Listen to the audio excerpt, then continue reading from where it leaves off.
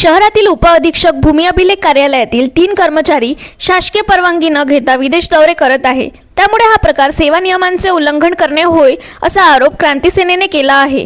तसेच देशाच्या सुरक्षिततेचा गंभीर विषय आहे। या तिन्ही कर्मचाऱ्यांवर शिस्तभंगाची कारवाई, गोपनीयतेचे उल्लंघन तपासणे तसेच फौजदारी कारवाई करावी अशी मागणी क्रांती सेनेने जिल्हाधिकाऱ्यांना निवेदनातून केली आहे। याआधीही वारंवार निवेदन देण्यात आले आहे। यावेळी संस्थेचे अध्यक्ष रितेश तेलमोरे यांच्यासह अन्य पदाधिकारी उपस्थित होते। जय भीम जय शिवराय। मी रितेश तेलमोरे, क्रांती सेना संस्थापक अध्यक्ष, महाराष्ट्र राज्य। आज 15/12/2025 रोजी माननीय जिल्हाधिकारी साहेब यांना निवेदन देण्यात आले। निवेदनाचे स्वरूप असे आहे का भूमी अभिलेखचे 3 कर्मचारी हे दरवर्षी परदेशात फिरायला चालले आहे, कोणतीही शासकीय परवानगी न घेता, आणि त्याच्यामध्ये देशाची सुरक्षा धोक्यात आणत आहे। अमरावती शहरामधील जे भूमी अभिलेखचे कार्यालय आहे हे मोजणी करणारे व्यक्ती आहे। यांच्याकडे जे लोकेशन असते ते लोकेशनची पूर्ण माहिती व कोऑर्डिनेट त्यांच्याकडे आहे।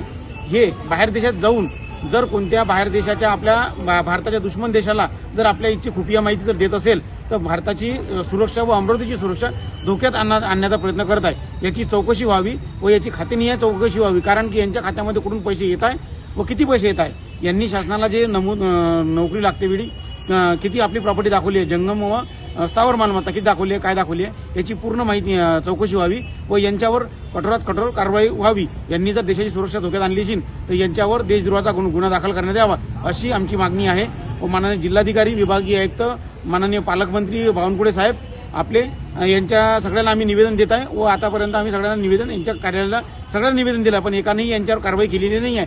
सगळे यांचे जे अधिकारी आहे, उपसंचालक प्रदेश, त्याच्यानंतर जिल्ह्याचे जे भूमी अभिलेखचे अधिकारी आहे, हे सर्व यांची पाठराखण करत आहे व यांच्यावर कोणतीही कारवाई करत नाही आहे। या सर्वांवर लवकरात लवकर कारवाई, अन्यथा आम्ही येथे जिल्हाधिकाऱ्यासमोर तीव्र व उग्र आंदोलन करू। माननीय पालकमंत्री यांचा पुतळा दहन करू जर याच्यावर कारवाई नाही झाली तर। जय भीम जय शिवराय।